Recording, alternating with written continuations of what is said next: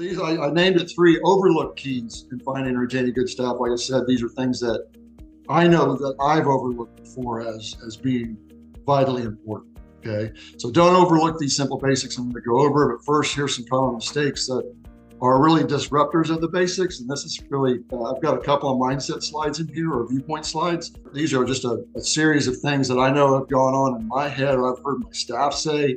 These are tempters. These are temptations to hiring or retaining the wrong people. Check this out. So I'm going to start at the top right. So there's this time element, right? That you've got to fill these posts now. You can't leave them unfilled, right?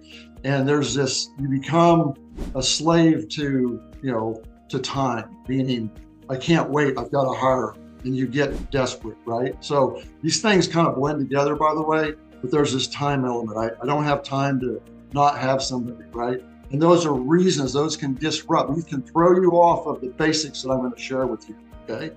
And the second one here is, you are just, and this definitely happened. These are all discussions that we have right now, by the way. And this is one of my jobs as an owner and senior executive, is to make sure we don't get tempted into this, right? That we just, well, this is the best available, man. There's a lot of crappy resumes out there that come through. You get these from your different sources. Let's just say it's Indeed, and it's like you might look at 50 before you find one you'd even give a phone call to, right? And I'm not talking about PTs here now necessarily, or OTs or speech therapists. I'm talking about the entirety of your staff. But you get fatigue, right? Resume fatigue, or you get into this scarcity mode, and scarcity is really a problem in hiring recruitment. I know I'm going to get some outside help with the marketing of it, because we just have to expand our reach, and we just have to communicate more and get more leads and generate more leads. So scarcity is a problem, but also just not thinking that there's not enough good candidates out there. And this one, you get tricked in the interview, right? That you really like them, they had a great interview, but you ignore some red flag or indicator in their past. They're job hoppers, they have had a troubled past. Maybe there's someone that's always seems like they're always sick or having accidents or having problems in life, and yet they've persisted through it, right? But you ignore those things, or gosh, but they really got a lot of juice and I really like them. So down there at the bottom of my head, you get reasonable about not looking at the whole picture, right? They interviewed really well.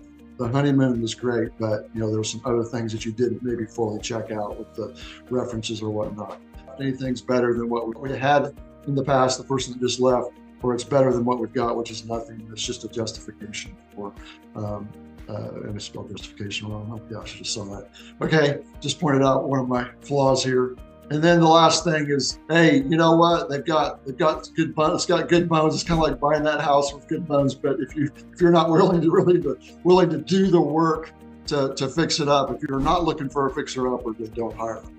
It's this hopium thing. It's like, these are just disruptors. I'm not saying that you want to go over this concept of good people later, but don't think that you can train people out of every flaw that you might look at. You might be fooled sometimes. Don't just hope that you can train one major factor. Let's say it's their communication or something like that, some communication trait that you didn't like, and it's just sitting there. My wife has this wonderful term. My wife used to do hiring for us, and probably one of the reasons that we have some of these long-standing people is because there's a certain personality type that you never get past Roxanne.